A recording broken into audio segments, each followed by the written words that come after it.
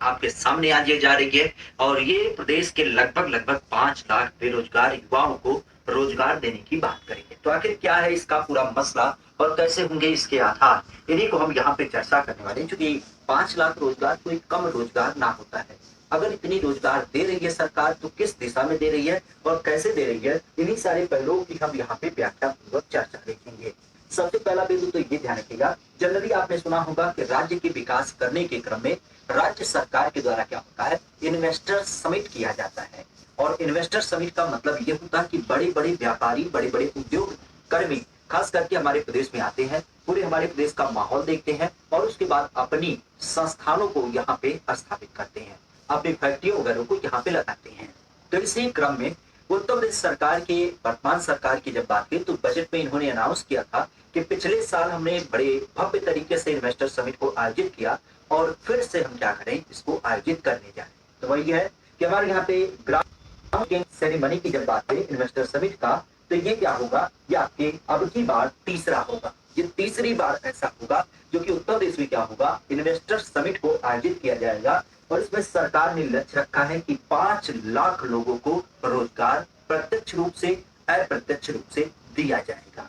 विशेषतः क्योंकि रोजगार दिया जाएगा और उसी संदर्भ में क्या होगा, जब इन्वेस्टर समिट में होगी हमारे यहाँ पे, तो बड़े बड़े जो उद्योग कर्मी होते हैं वह लगभग लगभग 80,000 करोड़ रुपए का निवेश हमारे प्रदेश में करेंगे। कितने का, 80,000 करोड़ रुपए का जब निवेश होगा तो इससे हमारे यहाँ पे क्या होगा, लगभग लगभग 5 लाख लोगों को प्रत्यक्ष तरीके से और अप्रत्यक्ष तरीके से रोजगार मिलेगा। जिसमें अगर हम संदर्भों की बात करें तो करीब करीब 1400 प्रोजेक्ट ऐसे हैं जिनका शिलान्यास हाल ही में आपके प्रधानमंत्री जी के द्वारा किया जाएगा। और ये तिथि होगी आपकी 3 जून। कब, 3 जून की दिवस की जब बात करें तो प्रधानमंत्री नरेंद्र मोदी के द्वारा लगभग लगभग 1400 प्रोजेक्टों का शिलान्यास भी किया जाएगा, जिसके माध्यम से जब ये प्रोजेक्ट आपके लग जाएंगे तो आपके लोकल स्तर पे रोजगार आपके जनित होंगे। इससे ध्यान रखिएगा, आज हमारे जो औद्योगिक विकास के मंत्री हैं, खास करके नंदी गोपाल गुप्ता, जिनको हम कभी कभी नंदी भी कहते हैं, यह इन्वेस्टर समिट है जो होने जा रहा है, खास करके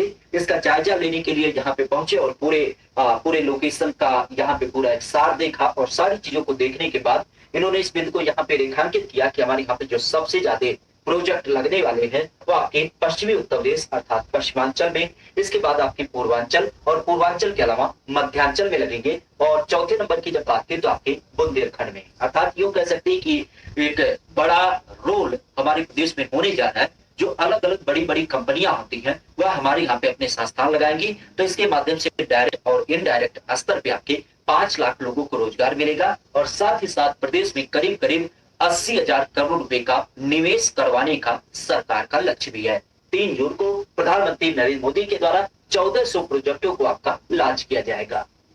अब जाहिर सी बात है कि हमारा प्रदेश ऐसे निवेश हब नहीं बना है। आपने सुना भी होगा, जैसे नीति आयोग के द्वारा ease of doing business report निकाली जाती है तो उसमें भी उत्तर प्रदेश का दूसरा स्थान है। और उसी आधार पर देखा जाए तो प्रदेश को कैसे हम निवेश हब बना सकते हैं, उसके लिए यहाँ पे 4 साल से हमारे यहाँ पे क्या की जा रही है, इन्वेस्टर समिट अलग अलग समय पे आयोजित की जा रही है। अब की बार का तीसरा है और इसके परिणाम की जब बात की तो उसके परिणाम से आज आपने देखा होगा कि आज जो उत्तर प्रदेश पहले विभिन्न प्रकार की चीजों को अपने यहाँ पे मंगाता था, उपभोक्ता राज्य था, अब ये क्या हो गया है, निर्यातक राज्य हो गया है। मतलब अब ये दूसरे प्रदेशों को क्या करता है, दूसरे देशों को अपने उत्पाद को भेजता है। तो इसका मतलब उपभोक्ता राज्य से अब आपका उत्तर प्रदेश क्या हो गया है, निर्यात। कारण है कि हमारे यहाँ पे बड़े स्तर पे इन्वेस्टर आए और अपने संस्थानों की यहाँ पे स्थापना की।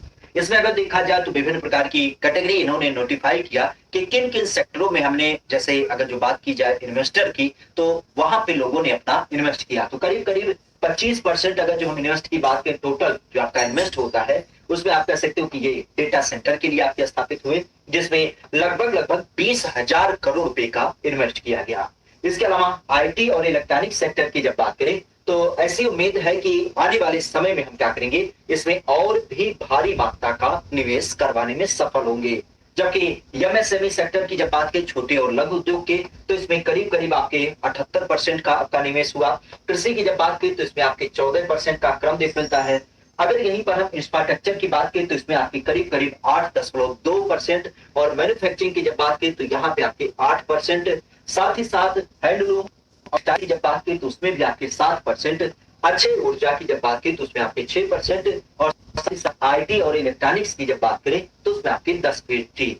ये कुछ आपके क्षेत्र ऐसे रेखांकित किए गए जहां पे बड़ी बड़ी जो आपकी कंपनियां होती है, जो उद्योग होते हैं, वो अपना इन्वेस्ट करते हैं और इसी इन्वेस्ट करने के नाते ही हमारे यहाँ पे क्या होगा, भारी मात्रा में रोजगार भी चलेगा और साथ ही साथ आपके प्रदेश में जब हम बात करते हैं लेवल उत्पादन की, तो उत्पादन क्षमता भी बढ़ जाएगी। जो राज्य पहले चीजों को अपने यहाँ पे मंगा करके इस्तेमाल करता था, आज यह राज्य उत्पादित करके अन्य राज्यों को भेजेगा। इसका मतलब इसके राजस्व में भी वृद्धि होगी। तो खासा ध्यान रखिएगा, इस प्रत्यक्ष और अप्रत्यक्ष इन्वेस्टर समिट के माध्यम से हमारे पे रोजगार पूरी तरीके से जनित किए जाएंगे। सरकार का यह लक्ष्य है कि 80,000 करोड़ रुपए का इन्वेस्ट होगा और साथ ही साथ लगभग 5 लाख करोड़ रुपए को रोजगार दिया जाएगा। विशेषतः इसमें कोई ही समाप्त करते हैं। मिलेंगे किसी नए पहलू के साथ, तब तक आपका दिन शुभ।